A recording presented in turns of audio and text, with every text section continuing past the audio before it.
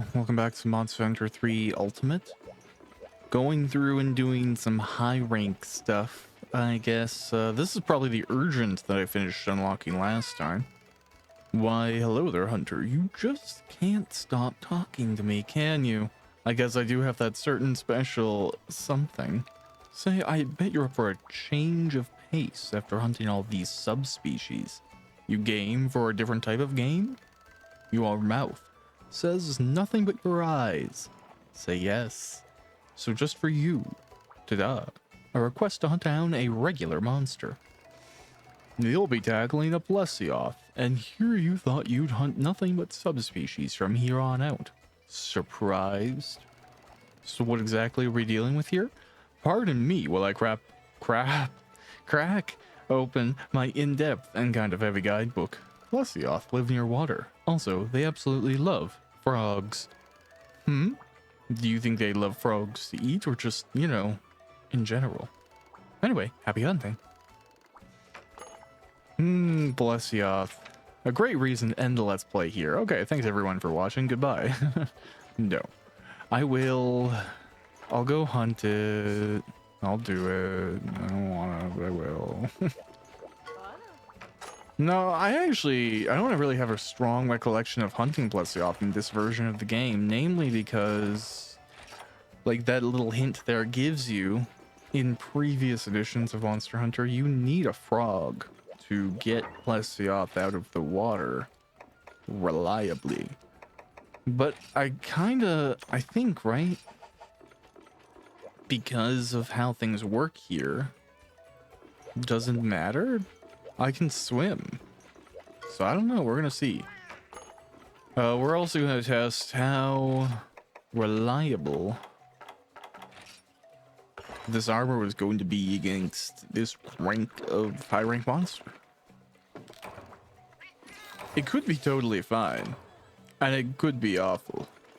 There's no way to know other than to give it a go and actually accept the quest. This is a really great analogy for life. Even if you set out with the best intentions, make sure that you have taken the quest first, because otherwise you're just going on a road trip. I seen this black shape in the water, all huge and scary, for I knew it a big old piscine wyvern breached the brine like some kind of flying fish. Its splash was like a tidal wave, soaked me to the breeches, it did. Alright. So if we're lucky, all it's going to do is soak our breeches. Plesioth historically has had a really aggressive hip check, so the hitbox around it could hit you from roughly 3 Imperial miles. Or 10,000 kilometers, depending on your perspective in the day.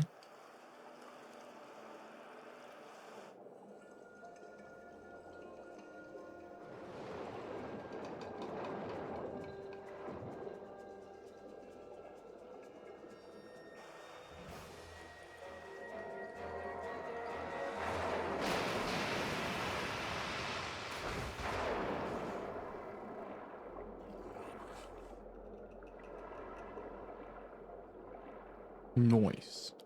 So this is Plesioth. He's cool. He's an OG. He's been around for a while. He's probably one of the most competent swimmers, because, like, he's been underwater since, well, I think literally the first game.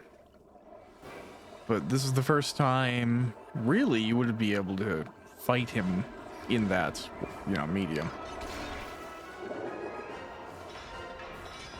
Which is kind of cool. Oof.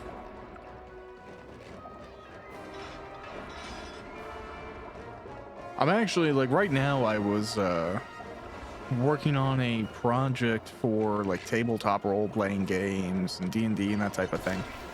And I have an ongoing, quite, like, expansive at this point in time, series of house rules.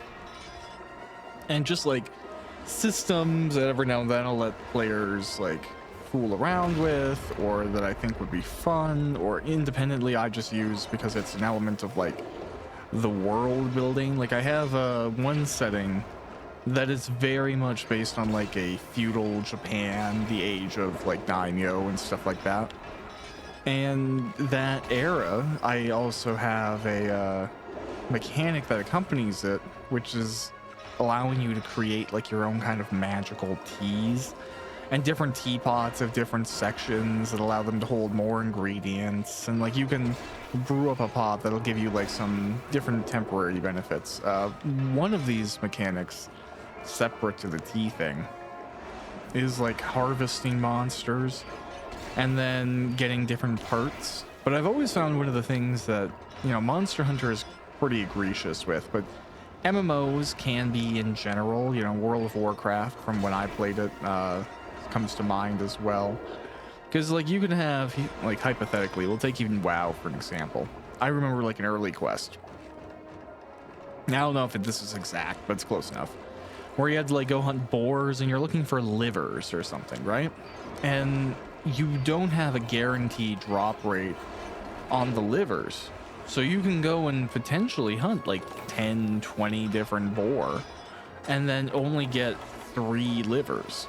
But you have to call into question, like, how have all of these pigs survived? Are they all alcoholics and just wore their livers down? What's happened here? So I always found like that part of drop tables, while understandable from like a mechanic's weight, and nobody wants to do half an hour of butchery inventory, there is a missing element of realism there.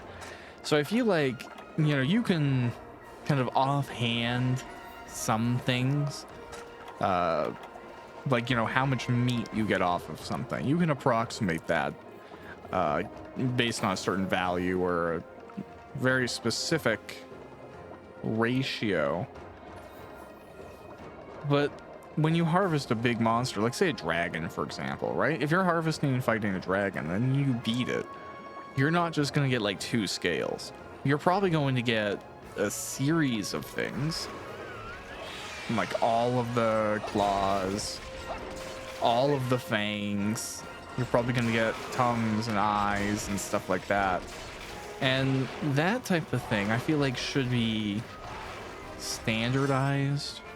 So like if we were to hunt this Plesioth right now, as we do, when we carve it, we might get like 3 items from our like in-field carve, and then rewards we'll probably get between like 5 to 10 things. But look at the size of it, right?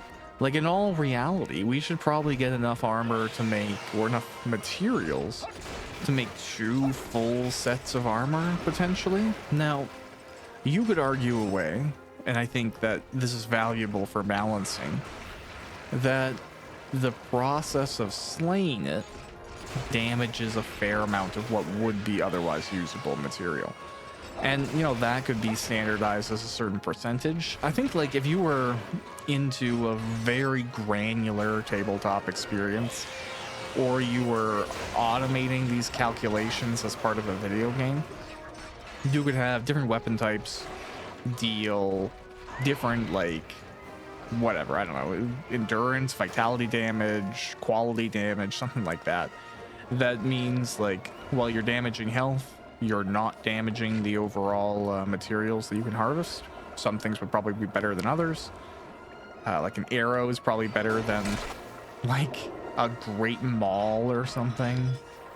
But a sword might ruin leather. You know, there's tons of considerations, and then you have to determine how much is ruined.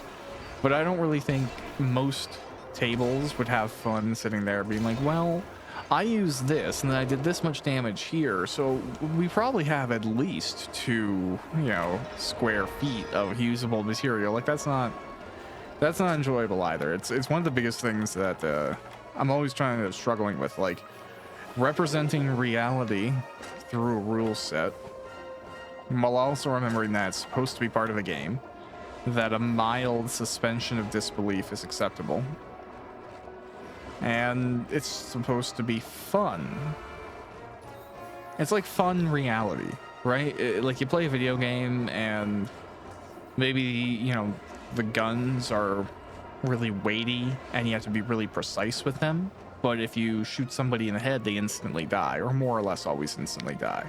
If you shoot somebody in the leg, they fall over instead of just taking 50 damage or whatever. You know, there's ways to add the restraint of realism in a fun way, but it's not fun to just like make things overly realistic and then give no outs or fun angle for the player. With some exceptions, like I think recreation, there's a lot of like military recreation games I know of. I think driving recreation definitely has a growing subgenre. There's like farmed in games, kind of like, I'm thinking like literally Farming Simulator and the game rooms where you can drive trains and stuff like that. Realism there is like part of the appeal, so it's almost like, you know, some subgenres, the more you can excuse away restrictions as a result of realism, the more fun the players are having, because it just adds to the authenticity of what they're trying to recreate. But like in D&D, it's definitely more of a balance.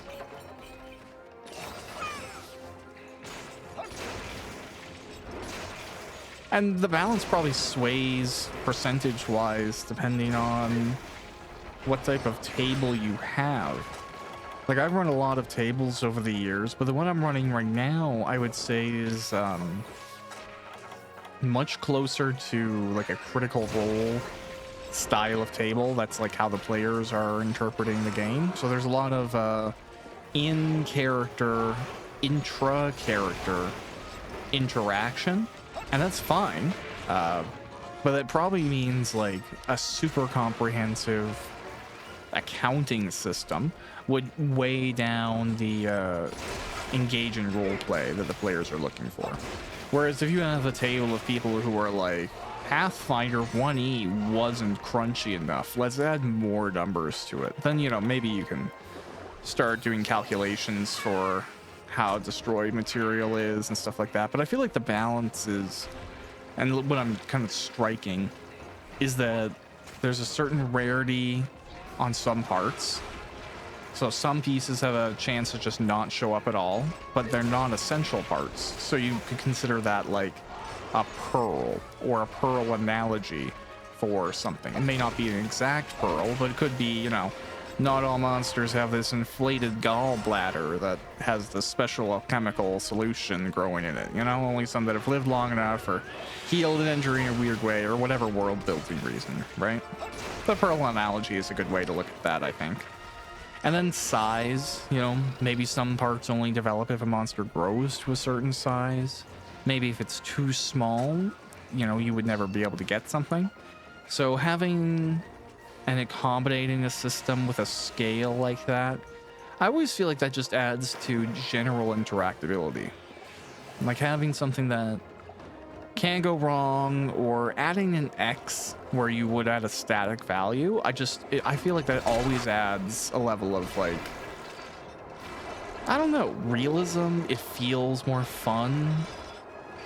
And why, by I mean like adding an X, I mean like adding a value that is derived by other things.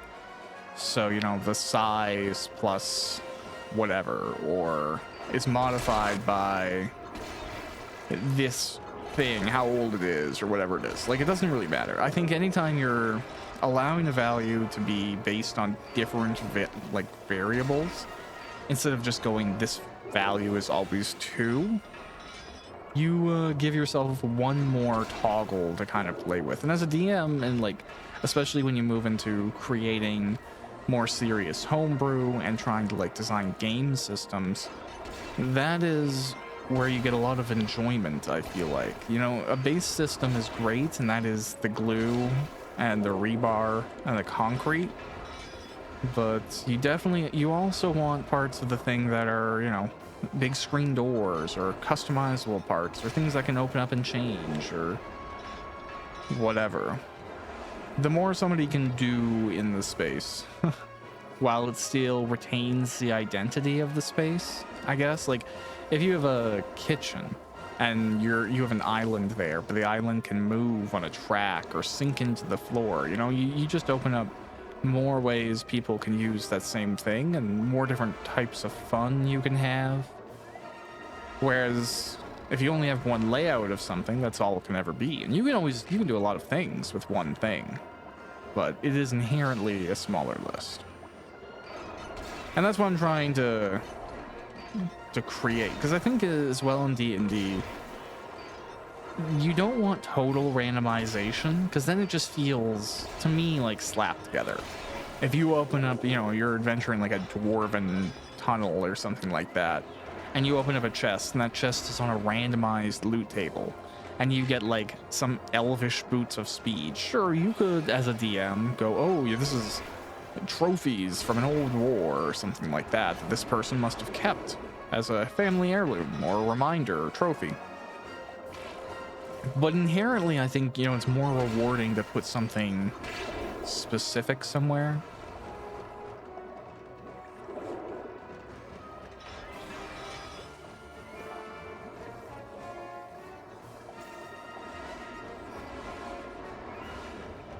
And also, like, when you find something really awesome, or, you know, you have something go really well, it's just like rolling a critical hit, you know? If you find a monster and you're looking for the aforementioned pearl, and this time, you know there's a chance of it, but you don't know when your character rolls, and then you do get this, oh, this one does have it. You can have this moment of like the session where, oh, we acquired this piece, and now maybe, you know, that changes how they're approaching travel. Like, oh, we have to go to this person to forge this piece into a weapon or use this into my armor or whatever. You can have these like singular outcomes kind of change trajectory of a whole storyline. And that can happen in tons of ways, right? Like somebody tries to do something that should be impossible. They roll incredibly well and somehow they pull it off. But that could, you know, something entirely different happens now, or they learn information that modifies their approach. D&D and just in general, like tabletop role-playing games, are fantastic in that they often present the potential to do that type of thing.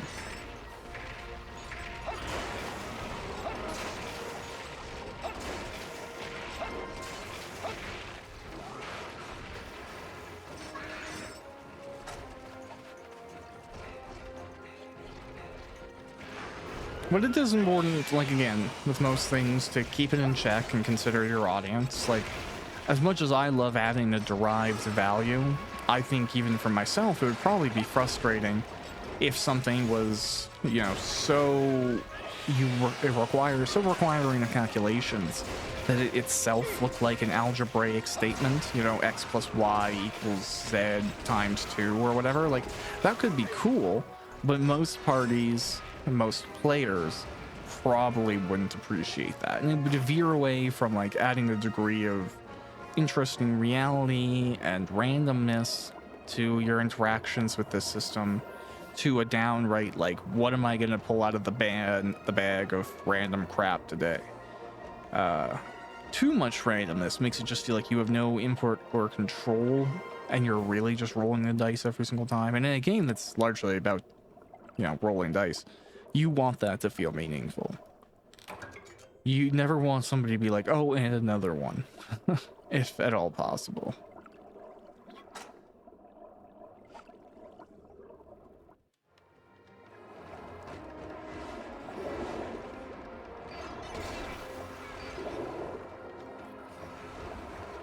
But I really like the potential of a system like this for creating kind of self-directed objectives. Like, you could posit to a group of players, you know, you're trying to get information out of a local blacksmith. He witnessed, you know, some events years ago, but he doesn't want to talk about it. You eventually, you know, argue with him, and he says, okay, I will tell you this. I'll share with you some information I haven't told anybody, but I need you to do this for me first. And then he tells you, I need a material that's strong enough for a piece of armor that's going to go to a noble, so it has to be of a certain quality. And then you as the players can go, okay, well, what region are we in? What's around here? What type of monster or what type of creature could we potentially get this from? What type of material could we even look for? And then, the players can start asking around, potentially asking other adventurers or local knowledge keepers. Where can they find this type of thing? Are there any rumors of caves or disturbances or farm animals getting killed in the night? And then they can, through their own investigation, both point a target and track it, and then conclude that bit. And all you've had to provide is information and awareness of that information.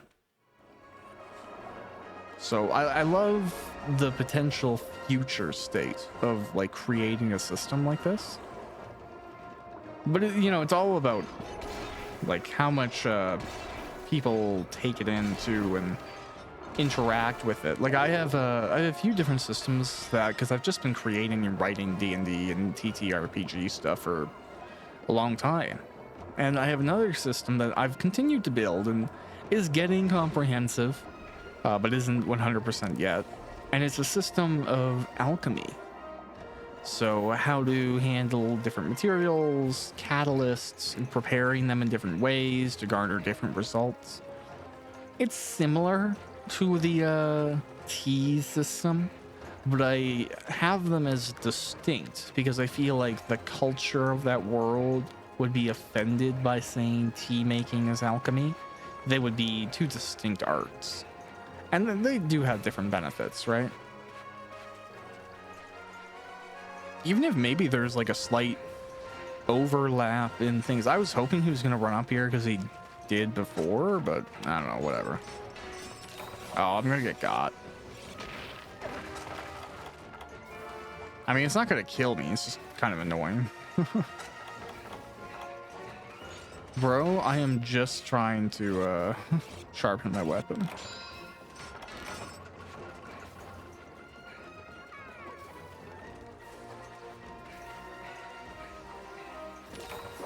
Oh, damn it. He did that right as I tried to heal, so whatever. See, here's the thing, Plesioth. I'm not afraid of fighting you in the water whatsoever. So I'll just come to you.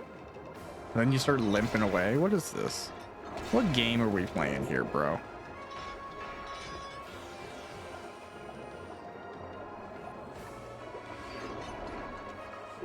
Oof. Yeah, playing a lot of Monster Hunter comes in handy for so many reasons. Like, beyond obviously inspiring different writing and systems for other games, it teaches you to really be good at soloing complex enemies with a lot of health. Like, I'm playing Final Fantasy VII Rebirth right now in my spare time. Or free time, more accurately. Not my spare time. It is my time, and I'm making it free. But I'm doing that right now, and it's a really good game, but there's definitely some fights there where you probably aren't supposed to do them when I'm doing them, but I'm getting really close to finishing them, and then I'll die and be like, oh man, what am I getting wrong? It feels like this is weird, and then I'll be like 10 levels under what I should be for it. I'm like, oh, that makes more sense. I'm just monster hunting my way to victory, because you're so used to being weighed against the odds here that when you are in another game, you're just like, yeah, this is fine. It's not like your first Rathlos fight, whatever.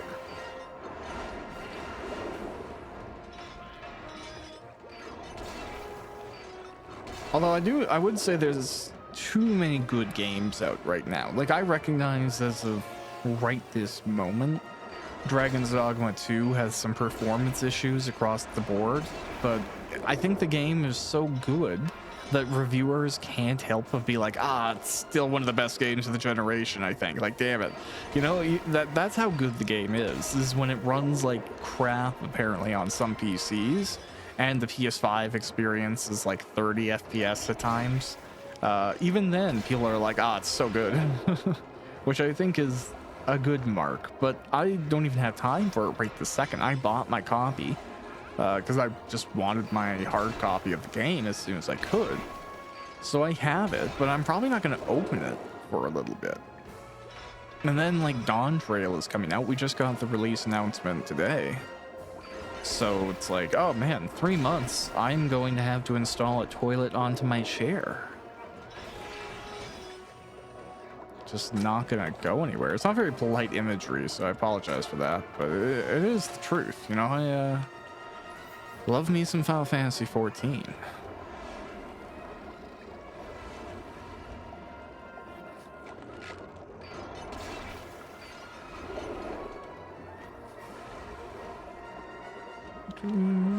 But I'm also like, I'm excited to, as an adult, participate in the release of an MMO expansion.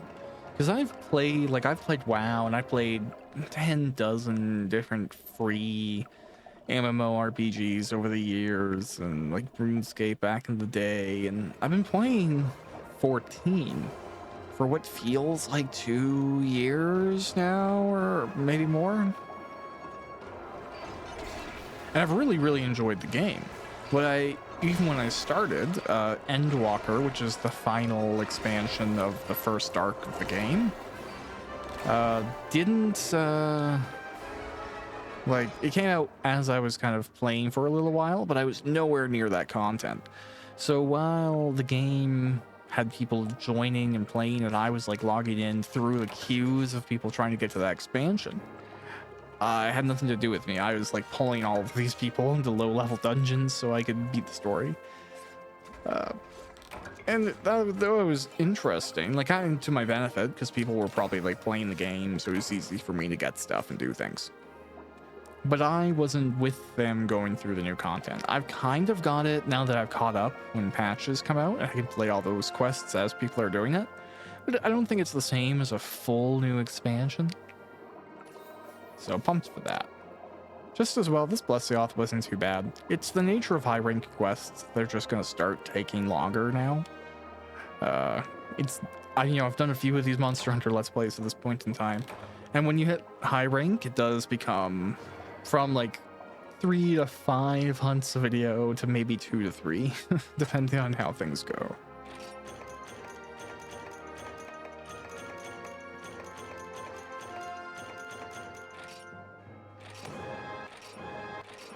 Cool though. Like, I'm not gonna complain about nice stuff. Oh, okay. These two have something to say.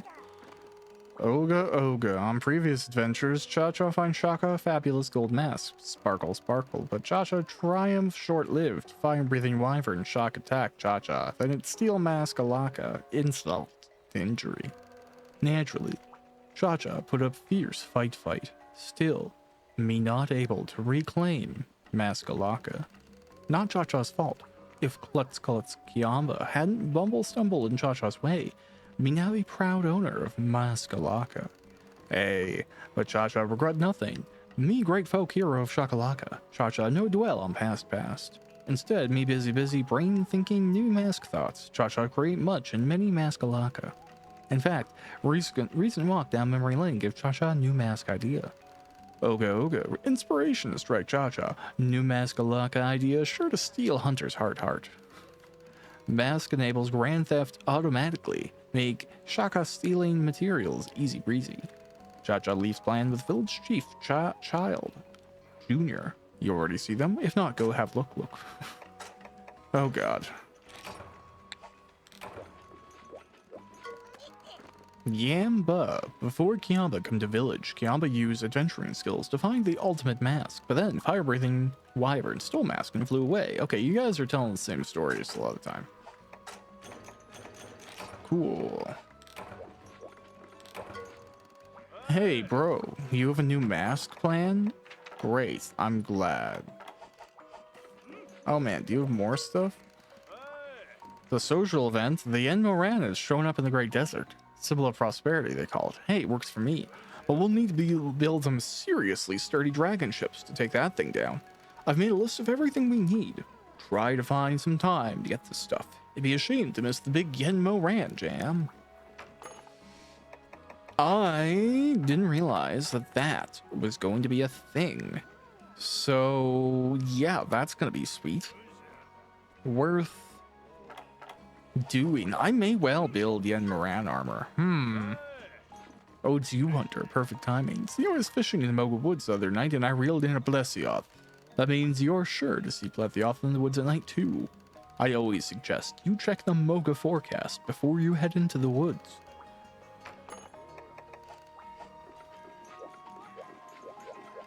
Okay.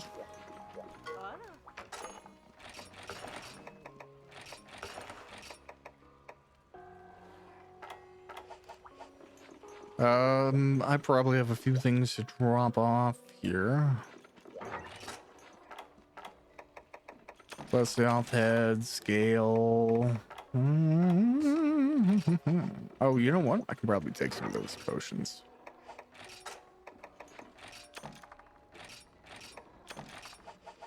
Lovely.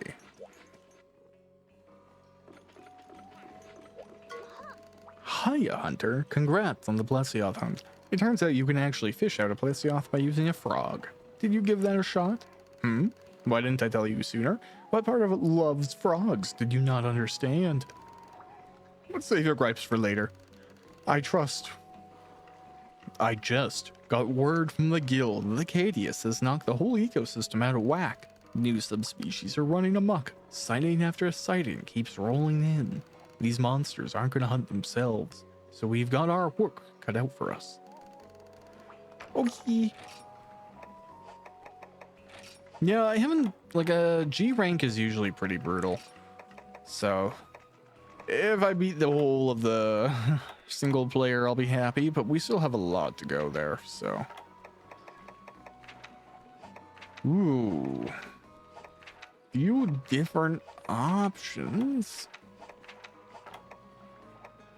Oh, and we can get Carbolite now, too. Or not Carbolite. We can get Gracium. So I'm going to make sure I bring some pickaxes.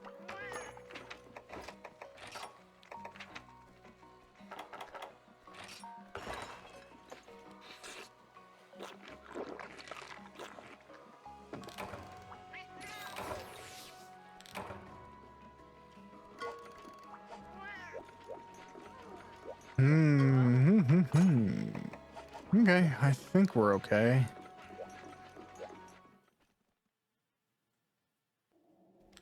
I mean, again, I always take quests from the smallest out. I should have brought Psycho Serum, but it's not really a big deal. We'll go in here and we'll mine, and I'm sure we'll find the enemy as we go around. I love how I said, like, I'm going to make sure to buy all of my pickaxes, and I don't remember looking at them at all. I'm glad I have some, but... horrible internal item keeping. Nope, nothing here. Let's go over this way.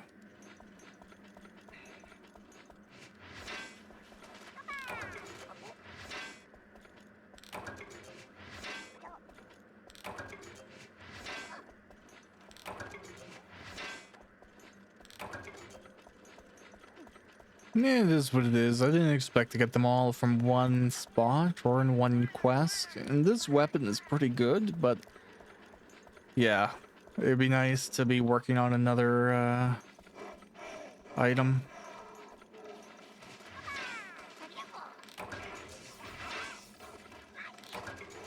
Nice. Keep him off my back.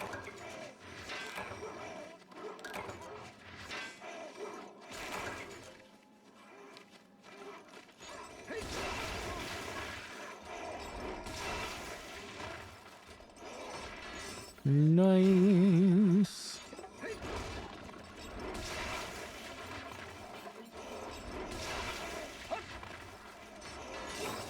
I don't even know if there's really no benefit to killing them. I just thought if I needed to mine more here, I might as well, but I don't see anything. Hey, look, the thing I'm here for.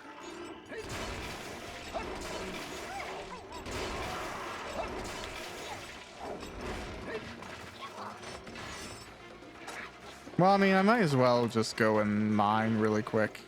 Do you mine, boss? Can I just, like, go and mine really quick? Are you gonna be cool? Thanks, man. You know how it is. Once you finish work, you don't really have much time to get to the stores, so you gotta get in when you can.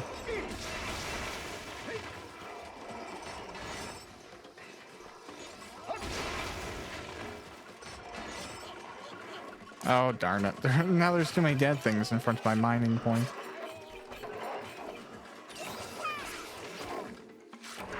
I love how I'm just chaotically like carving, and no matter what, he didn't touch me. Now he has, but that's okay.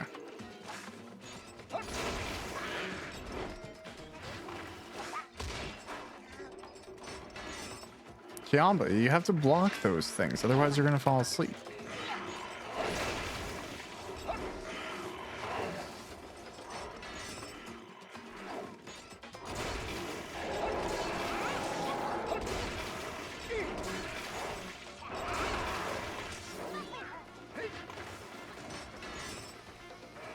Cool. All right. Yeah, this guy probably shouldn't be a massive challenge. It looks like even in this rank against little things, the armor that I have right now is holding up pretty well. I could see the value in going for the Enmoran, though. I might look at the stats like after. But it is some pretty cool armor. You know, sick look, and I think benefit wise it's not like it's bad. And I guess arguably it would be high rank Yenmoran armor, right? So yeah, the only downside is the quest is somewhat tedious and you can mess it up if you don't do it right. Oh god damn it.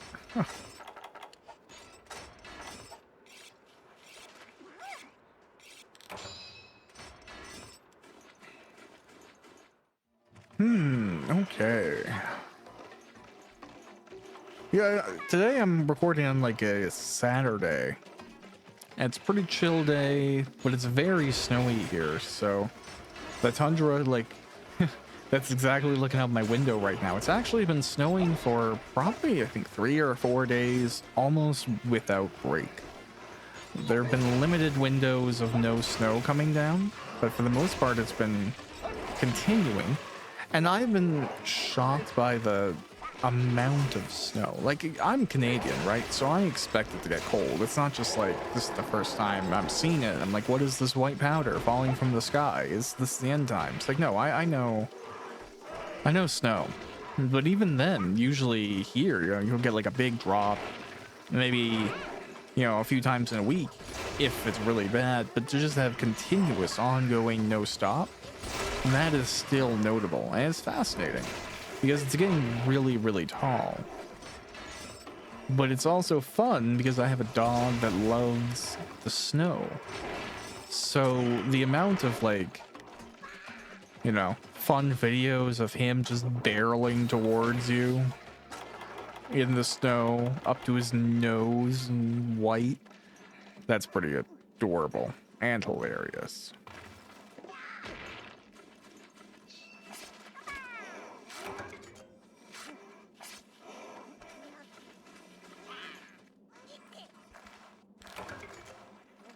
Yeah, it doesn't bug me, like, driving wise, because I don't drive. I'm not a car person. So it's no bearing to me whatsoever that the roads are bad, because it's just like, oh no. One thing that doesn't apply to me really anyways. The only thing is when the roads are bad, like, I won't order delivery food because I feel bad for putting the driver into, you know, crappy road situation.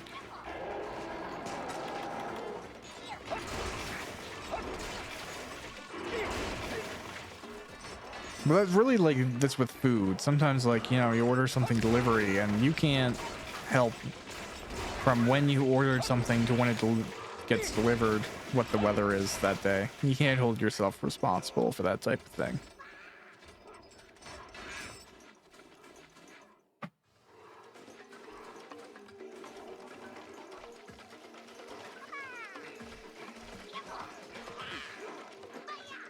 That actually happened to me with Dragon's Dogma 2. I ordered my copy, came in the mail, and it originally said it was going to come like a few days after the release date. I think the 26th or something. And I was actually fine with that, because it meant like, okay, it gives me time to continue playing the games I have right now. And since it snowed, you know, hopefully give some time for this to melt, the roads get a little bit better, the delivery driver not have to come here for literally dropping off a game.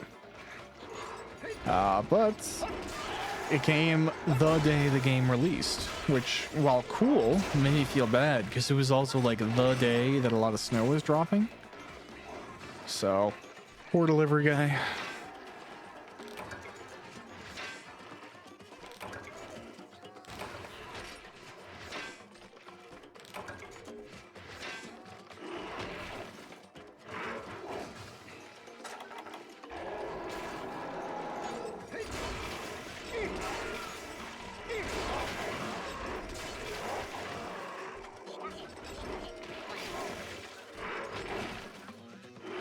Although, you know what, as somebody who's never been a delivery driver, and like I've never done skip the dishes, Uber Eats, or anything like that, how could I? I don't drive.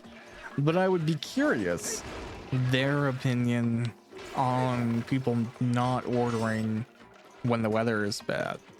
Like, is there a division internally between like people who want the money because the day is bad and, you know, that means they're not going to make money?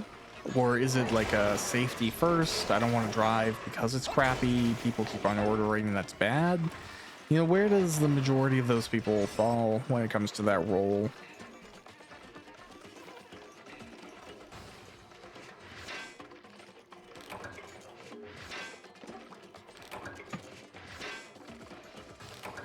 Oh, wow. 3 Gracium in a row. That's sick.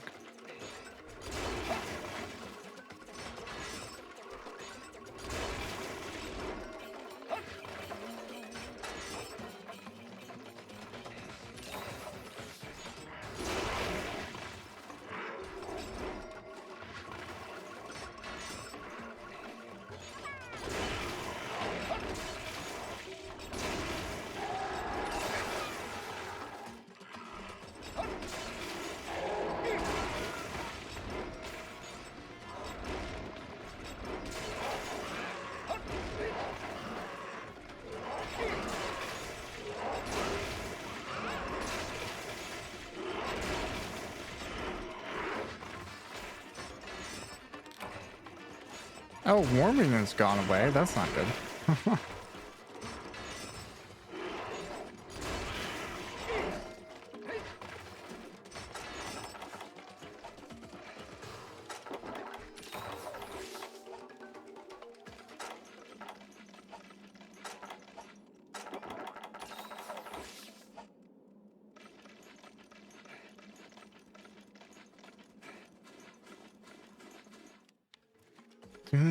Do.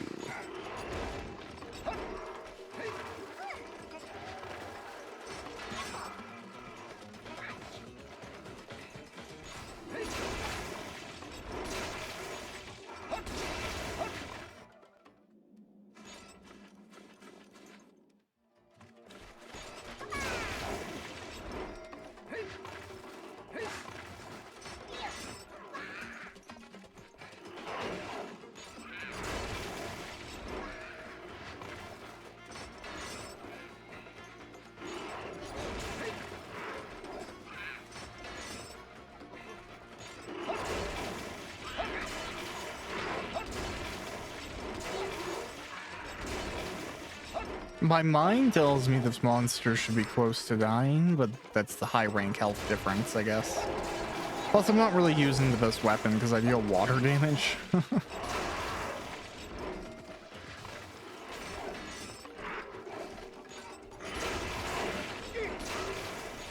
Oh, hey, DeVilho's here.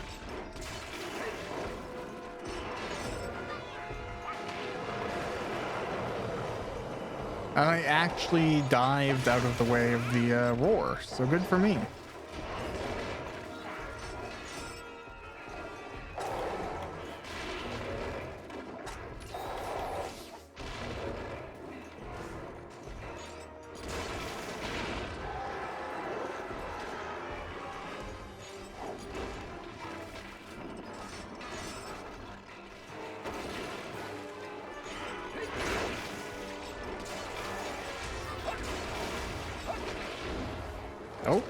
Okay.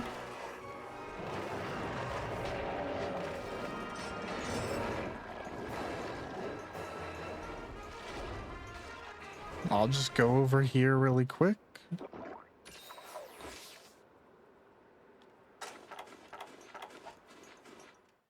Nice. Oh, hi.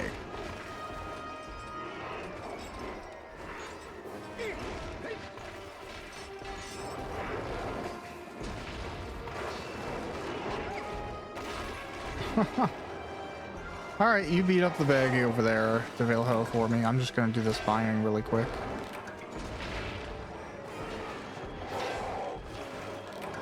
Oh, no, don't need that.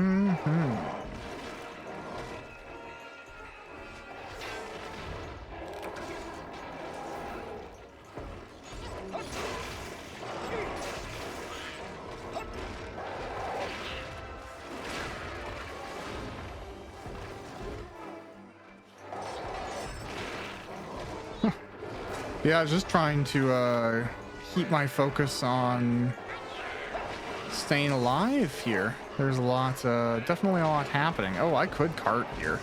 It's very possible. I managed to get away, but had I got knocked out there, tumbled, I totally could have gone down.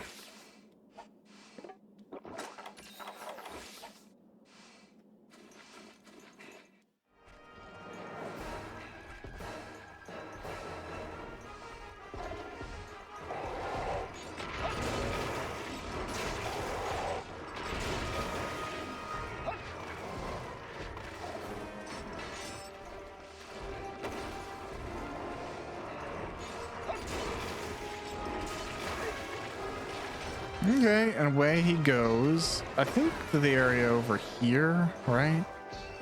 So I kind of had to go over here and crawl through this little space. Yeah. Oh no, he didn't go here. Okay, my bad.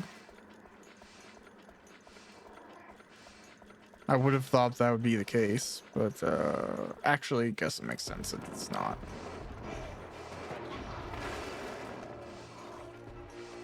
That's fine. I'll just go over here.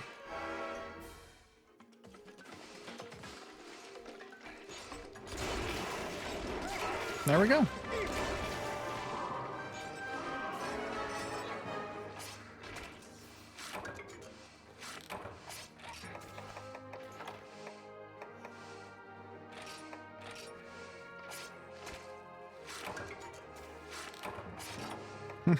Trying to get rid of stuff that I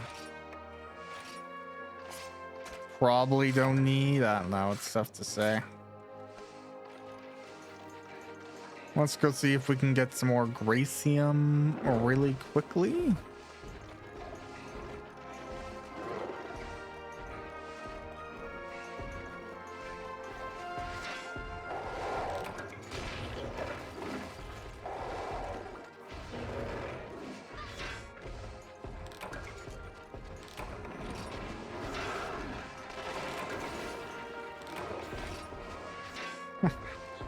Don't need the iron. Ah, well, I'll take an earth crystal.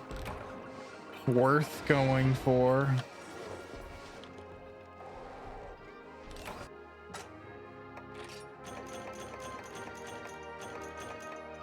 Oh, hey, I got one more Gracium. Oh, wait. Let's send... I'll take it and I'll sell it later. I don't know.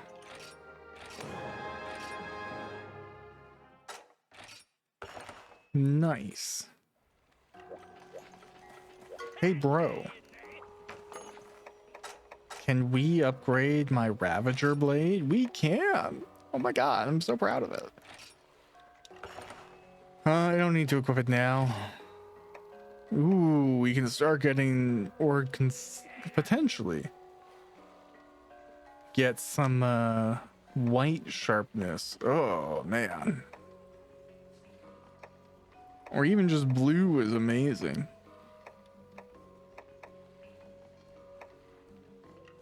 The chrome razor, is that the Nargacuga? It looks like nothing, which is weird. The lacerator blade looking amazing.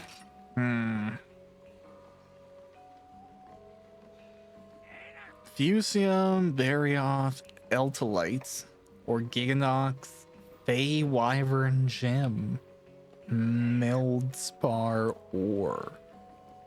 I don't even know offhand what the Fey Wyvern Gem. What is that from? Oh, that's not that hard.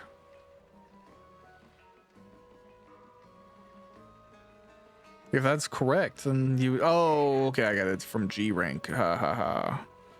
There's a very low chance of it from high rank Great Baggy. Interesting.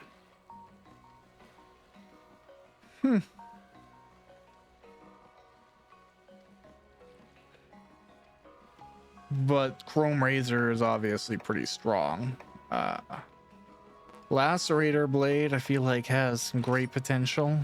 Anacreous Sword. No point really going until I think the Shell Shocker is Legiacrus, high rank, and Great Ignactor is probably the cold variant. Actually, really quick. Armorcraft. Anything... Okay, the Plesioth has come in. And then... Oh, that's the high rank Raytheon.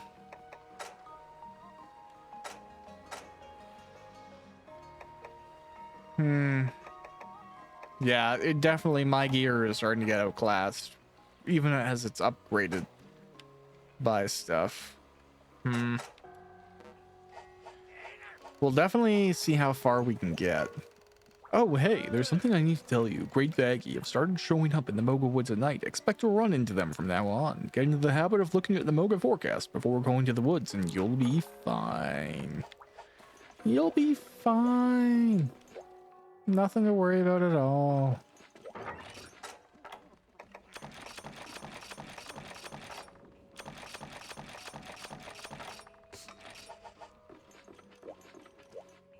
Okay. Is there anything that I can kind of easily tidy up around here? No, nothing that's like super quick, but nothing that is as well tremendously imposing. I might just go and continue to get my farm going with honey.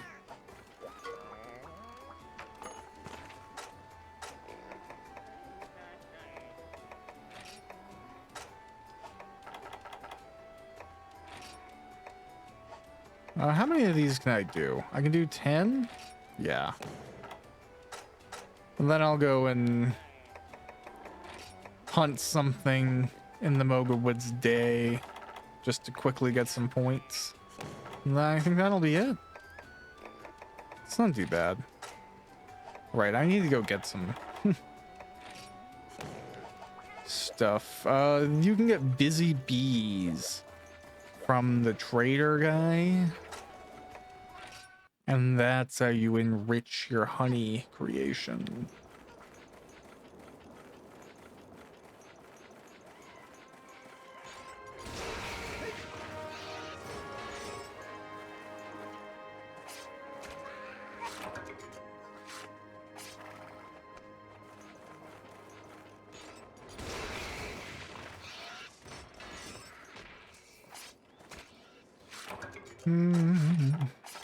White liver. I was gonna say that's an account item if I've ever seen one.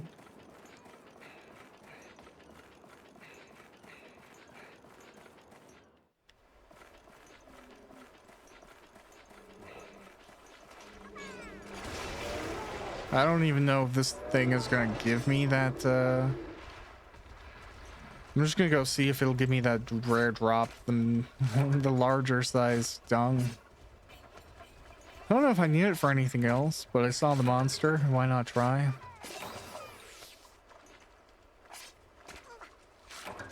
Nothing. That's okay.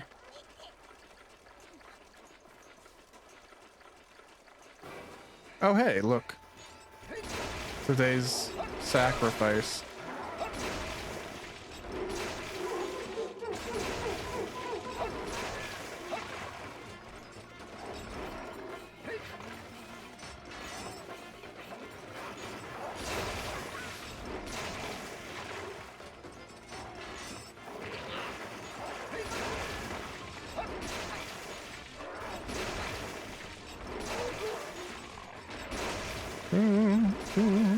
Okay, well that didn't take long at all.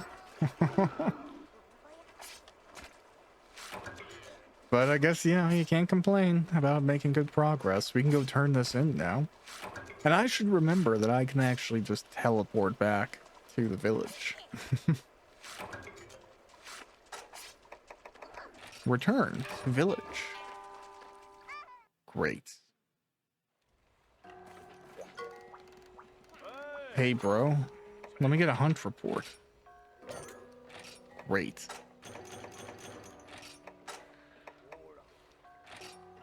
Yeah, let's generate some points there. I don't think I'm going to need a Plesioth Fang anytime soon.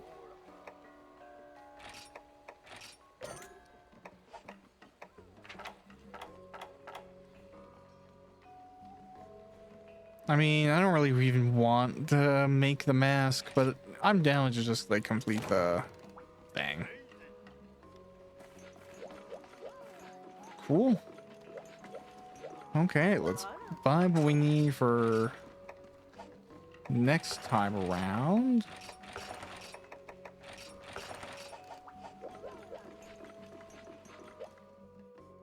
For whatever I need. Oh, that's the fluffy mask right over there. It's kind of cute. Awesome. Well, thanks for watching Monster Hunter 3 Ultimate. I'll be back with some more progress through high rank next time. Have a good one. Bye.